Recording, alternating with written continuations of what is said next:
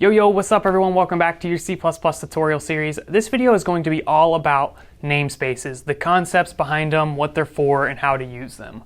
If you need some hands-on experience, that's what we're going to be talking about in the next video, so be sure to stick around.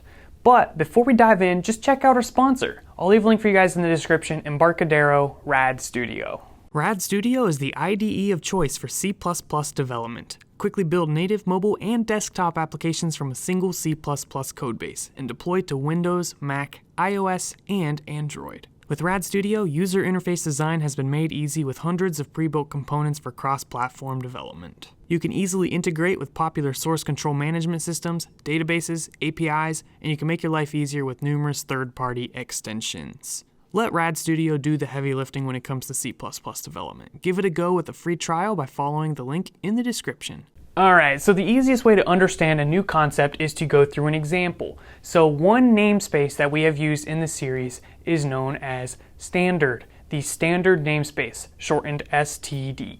So when you get something from the standard namespace, you prefix it with STD : So we just say standard : and then whatever is in that namespace, such as string or vector, whatever it may be. Now the purpose of this is to basically give a scope to the identifiers in this namespace. So string belongs to the standard namespace. It's a grouping. So think of this as a namespace, specifically the standard namespace, and inside of it we have string.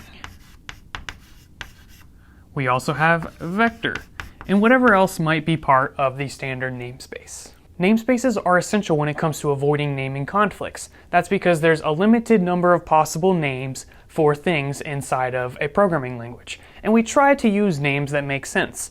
That means from library to library, there might be conflicting names. For example, there might be two libraries that decided to use the word string. Now we got an issue because how are we supposed to know which library string comes from?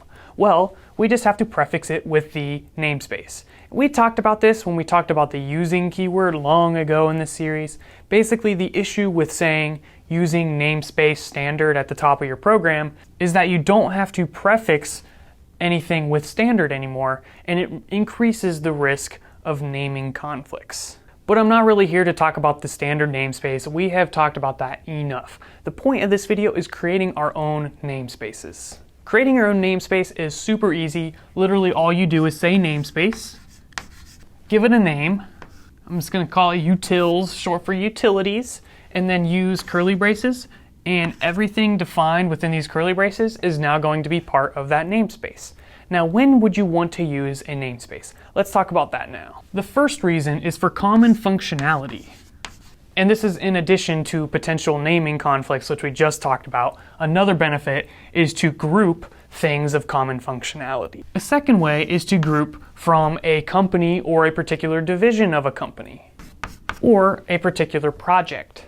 And a third reason is you can actually have categories of things, and you could basically change which one you want to use depending on the namespace you use. So you could have a category of members in this one namespace and then another namespace over here with similar members, same names, but from different namespaces. And for example, one could be threaded and one could be unthreaded. So depending on which one you wanted to use, you would just have to change the namespace. In other words, you can use namespaces to classify your classes and your functions. So earlier we had that utils namespace. Let me just recreate that real quick. So if we have this utils namespace and we define something in here such as a function, let's just say we have some function double, multiply, and some arguments or whatever. I'm not too worried about that. What I want to tell you guys is how do we actually use it? Well, inside of your main function or wherever you want to use this, you just prefix it with the namespace. So you would say utils : and then whatever the member is, such as multiply. And you can pass some data in there, like so. So namespaces, they're very simple, very easy to use, and we're going to be showing you guys how to create them and some use cases in the upcoming video. So be sure to check it out, and don't forget